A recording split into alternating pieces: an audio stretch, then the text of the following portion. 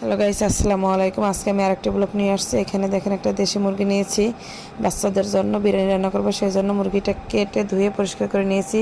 এখন পেঁয়াজ কুচি, এখানে বিরিয়ানির মশলা, আদা রসুন বাটা, জিরা, টক দই, এগুলো সব আমি বিরিয়ানির জন্য রেডি করে রেখেছি। এখানে মুরগির মাংসটা ম্যারিনেট করবো, সেই জন্য জিরা বাটা, আদা রসুন বাটা, বিরিয়ানির মশলা, একটু লবণ। এখানে আমি রাইস কুকার রান্না করবো, সেই জন্য একটা রাইস কুকার বসিয়ে দিয়েছি। তারপর এখানে দিয়ে দেবো সামান্য পরিমাণ লেবুর রস, দিয়ে ম্যারিনেট করবো সুন্দর করে। ম্যারিনেট করে এটাকে 5 মিনিট আমি রেস্টে রেখে দেবো। এর ফাঁকে আমি তেলটা দিয়ে দিছি রাইস কুকারে। এখন তেলটা গরম হয়ে আসলে তারপর আমি সেই মুরগির মাংসটা দিয়ে দেবো ভাজার জন্য। তারপর সাথে একটা আলু দেবো, ভাজতে আলুটা আমি লবণ মাখিয়ে রেখেছিলাম।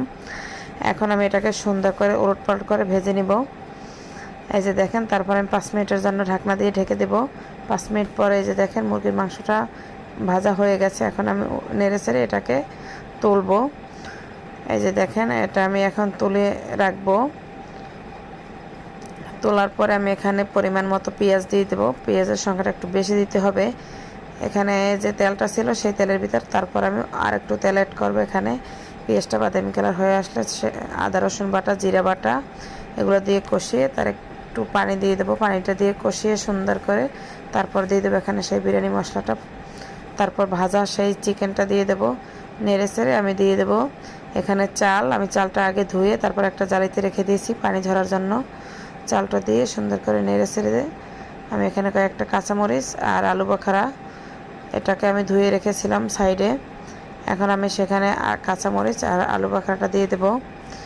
তারপর একটু নেড়ে চেড়ে তারপর দিয়ে দেবো পানি। পানিটা আমি হিটারে ফুটিয়ে নিয়েছি, সেজন্য পানিটা আমি দিয়ে দিলাম। তারপর আমি এখানে একটু দেবো সেই টক দইটা আমি বাসায় নিজে বানিয়েছি।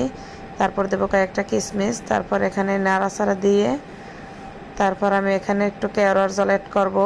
আপনারা চাইলে দিতে পারেন, না চাইলে নাও দিতে পারেন। এই যে দেখেন, এখন আমি আধা ঘন্টার জন্য ঢেকে দিয়েছি। আধা ঘন্টা পরে এসে দেখেন আমার বিরিয়ানি রেডি। এখন পরিবেশনের পালা। আপনারা ভিডিওটি দেখার আগে চ্যানেলটি সাবস্ক্রাইব করে দেবেন। সবাইকে ধন্যবাদ।